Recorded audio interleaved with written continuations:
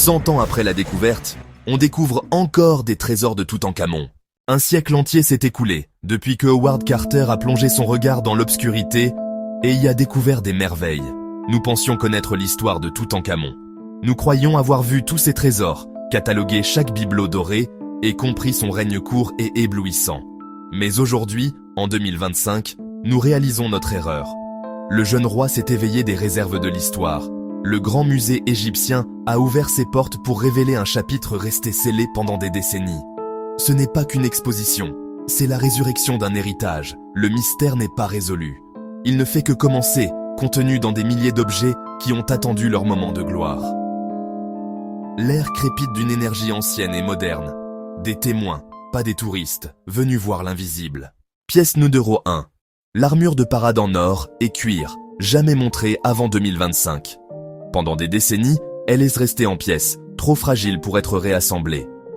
Grâce à la numérisation 3D et à la modélisation, une équipe internationale l'a reconstituée virtuellement. Chaque trou de couture, chaque rivet, chaque motif en relief a été cartographié. Un support interne sur mesure maintient chaque pièce à sa place d'origine. Nous voyons des scènes du roi, en sphinx, piétinant ses ennemis. Conçue pour les grandes cérémonies d'État, l'armure projette pouvoir divin et autorité militaire.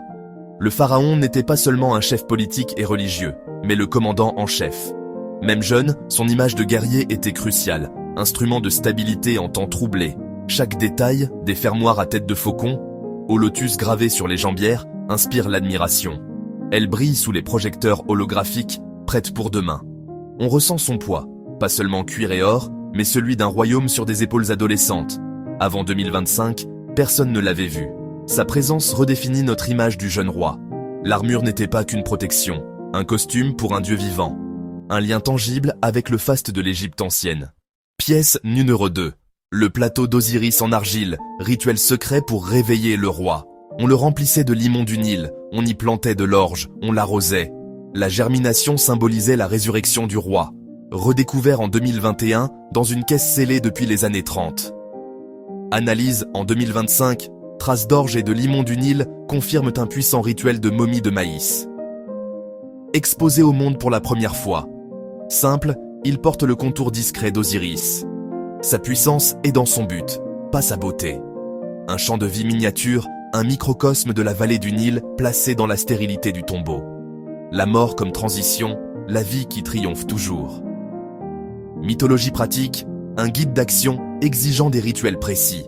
Ce plateau était un outil essentiel de renaissance, un lien direct avec le voyage du roi vers l'éternité. Un témoignage discret mais puissant de l'espoir d'une vie éternelle. Pièce numéro 3. Les sous-vêtements royaux en lin fin. Oui, même les habits intimes du pharaon. Première section, dédiée aux vêtements intimes de Toutankhamon. Plus de 100 pagnes et autres pièces, tissées d'un lin incroyablement fin. Galerie climatisée. 18,5 degrés constant. Humidité précise. Lumière filtrée. Chaque pièce en vitrine scellée. Atmosphère régulée pour éviter toute dégradation. Vous voyez la finesse du tissage. L'excellence des ateliers royaux. Conçus pour le confort et la liberté de mouvement. De minuscules marques de lessive indiquent une garde-robe personnelle. Derrière le masque d'or, un jeune homme qui mangeait, dormait et s'habillait. Ces pièces parlent de vie, de routine, du corps, de confort et d'hygiène. Parfois, ces tissus sont plus puissants que tout l'or. Ils raccourcissent la distance du temps.